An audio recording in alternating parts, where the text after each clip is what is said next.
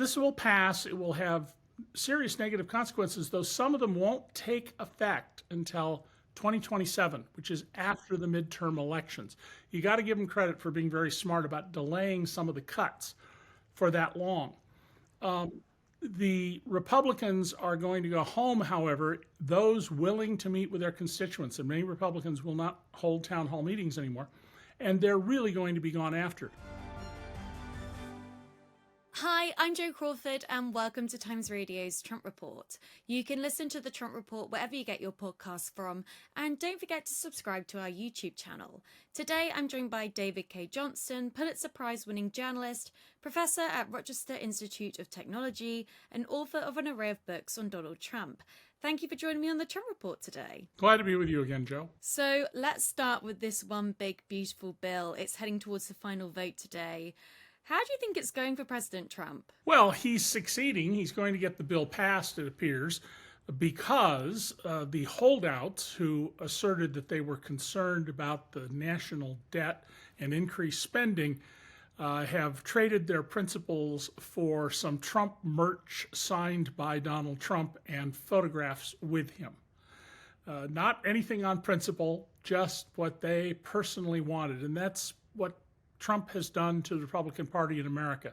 He has turned the Capitol Hill Republicans into a cult concerned with him, not with the welfare of the nation. And it's interesting because we heard from Marjorie Taylor Greene. She's considered to be one of Trump's strongest key allies there. She called the situation a show. That's a direct quote there. And then she said that she can't imagine that the Republican Speaker, Mike Johnson, has the vote of the House for this. I mean, do you think she's right in some respect? Well, she's certainly right in terms of what's going to happen in America. Let's take that part first. If you're concerned that the United States is more than $37 trillion in debt, why would you be borrowing more money to give further tax cuts to the wealthiest people in the country?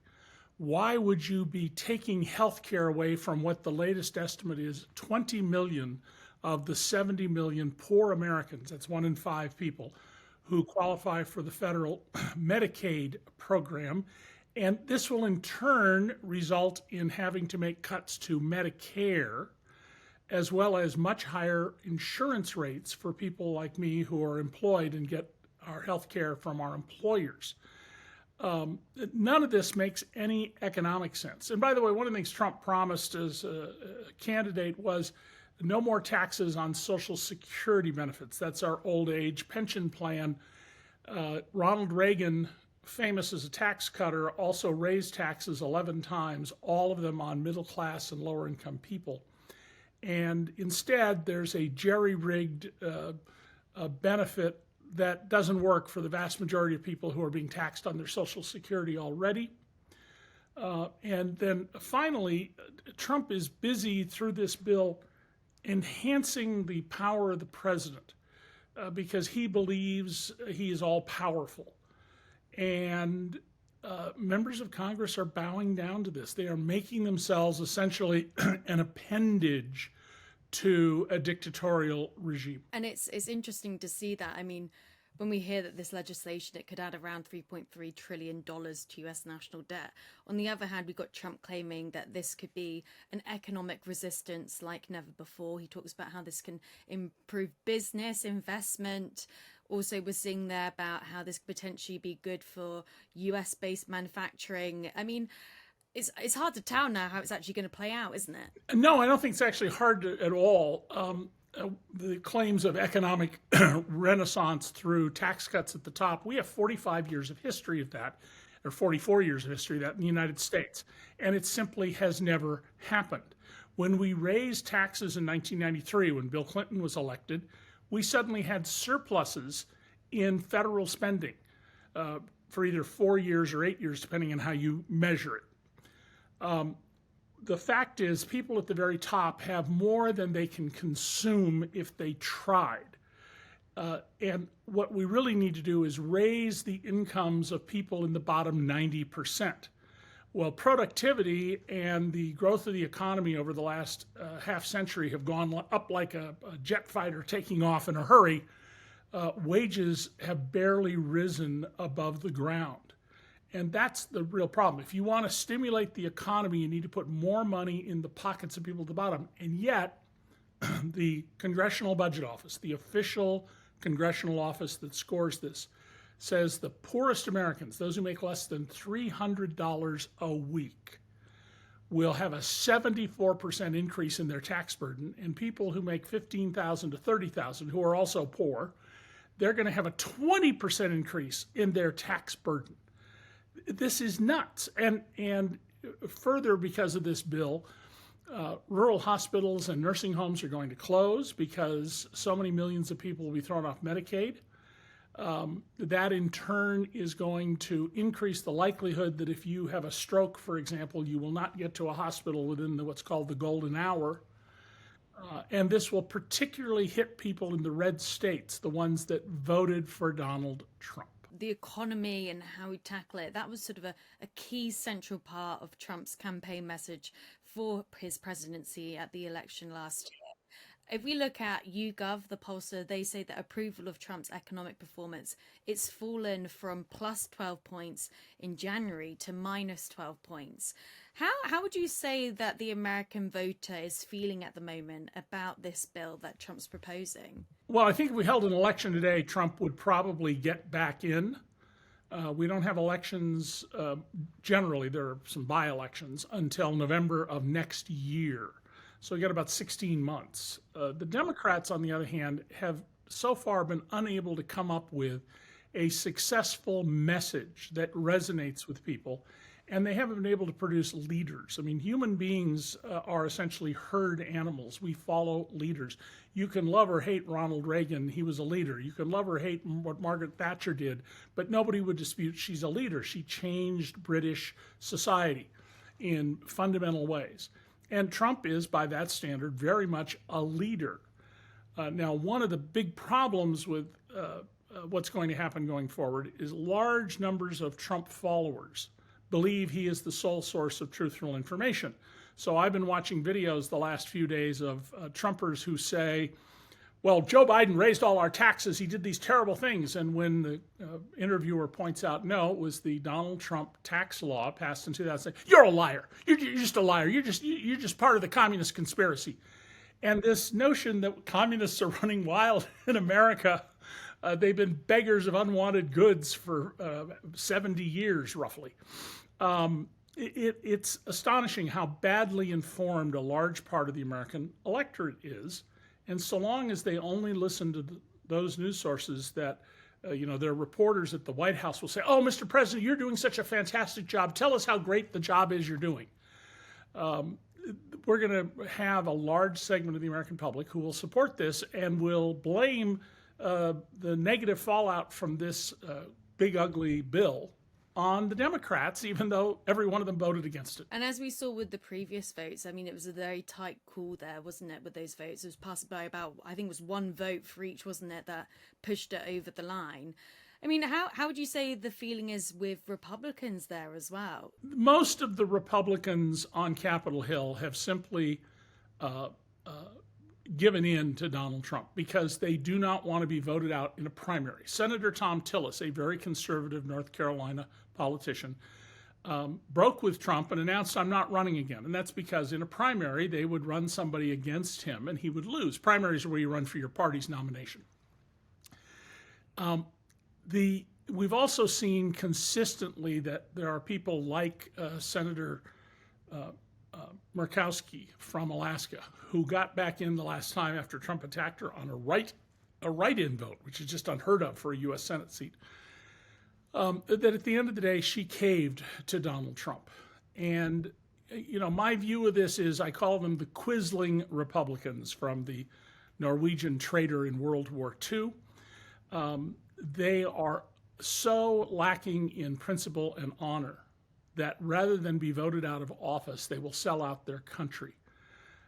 That's terrible. More than 1 million people died for the United States of America, and my father was a 100% disabled veteran of World War II. So I have some strong feelings about this at a very basic level. But nonetheless, I think it's appalling that you would put your reelection ahead of your oath of office. I saw AOC, she put a post on X, and she's claiming that there are Republican lawmakers that are running around and trying to get carve-outs for their in this bill to try and protect their communities from parts of this legislation. I mean, have you heard of similar things? And also, what does that speak to about these lawmakers' thoughts about Trump and this bill? Well, it tells you that the Republicans know this is a very, very bad piece of legislation that will cause damage and it's going to hurt them. And I think in the fall of 26, you're going to see a lot of Republican Congress members voted out of office. It is not, however, new for politicians to go and seek a carve-out or favor for their district or their state. That's pretty routine. But the important part is it tells you that cynicism here reigns, and cynicism is not good for a democracy. So Paramount Global, they've agreed to pay $16 million to Trump to settle a legal dispute regarding its broadcast on CBS with Kamala Harris. Trump's legal team, they are calling the settlement a win for the American people over the fake news media. What sort of picture does this paint for the future of US mainstream media under a Trump administration? Well, this is extortion. Let's be very clear here. This is just extortion. Donald has now extorted, I think it's $108 million from media companies, and he's going to be seeking more. For example, he got Jeff Bezos, who owns the Washington Post, but also controls Amazon, to pay $41 million for a documentary about Melania. There's no market in the world in which that kind of money is anything but bribery if initiated by Bezos, which it wasn't, or extortion if initiated by Trump. And in the case of the 60 Minutes lawsuit, Donald contended that CBS misleadingly edited its interview with Kamala Harris. He declined to be interviewed, as every other presidential candidate has been. The transcripts have been released. They show there's nothing at all improper. But Sherry Redstone, who inherited control of the parent company from her father, Sumner Redstone, wants to sell. She can't sell without the approval of the Trump administration appointees at the Federal Communications Commission. And so Donald is using the threat of denying that deal to extort money. And from Sherry Stone's perspective, hey, I'm going to collect billions of dollars, what's $16 million, to pay off this crook. But this is a very troubling area. We saw Disney, which owns the American broadcasting system, ABC, do this. We saw this with Zuckerberg's Meta, the owner of Facebook. And you're going to see more of this. They are talking about prosecuting journalists. They're talking about prosecuting, in fact, elections officials if the election results don't support Trump. I mean, this is a dictatorship simply consolidating its power. And as I've warned people for several decades, at the end of the day, the Constitution is a piece of paper which depends on the honor of the people in office. Could you give me some examples about when you said the potentially prosecuting journalists? Oh, sure. Well, the White House has asked Pam Bondi, the corrupt lawyer who is Donald Trump's attorney general, to investigate CNN and I think it's the New York Times, but CNN and one other news outlet for their reporting about how the recent bombing of Iranian nuclear facilities had no really serious impact. Set the program back, not at all according to the Iranians, about 2 months according to the American intelligence assessment, and now the public statement from the CIA is 2 years, 1 to 2 years perhaps. And all they did was honestly report the news. And Trump doesn't want that. I mean, Donald said in his first term, you shouldn't be allowed to write things about me unless I approve. I don't know how much more Stalinist or Maoist you can get. On Trump's side, he will be saying that this is fake news media. They're spinning the truth on what he's saying. But again, it's fascinating to see that happen. What you just mentioned there about the Pentagon report that's just come out, they're saying that the Iranian nuclear program, it could be set back by around 2 years. That's what they're suggesting.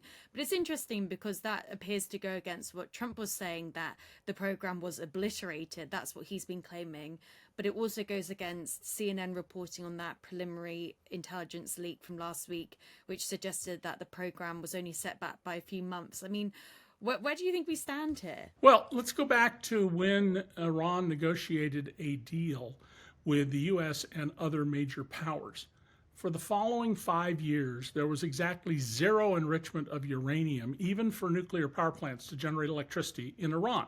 We know that because the International Atomic Energy Agency had inspectors, and we have tremendous capacity from satellites and overflights to tell when there's nuclear material. There was a case here in America about 25 years ago where a cat that had been irradiated in Vancouver, Washington, was in the trunk of a car in a cage on its way back to the U.S. after its cancer treatment, and it set off nuclear alarm detectors from radiation treatment of a cat. Very mild, low dose.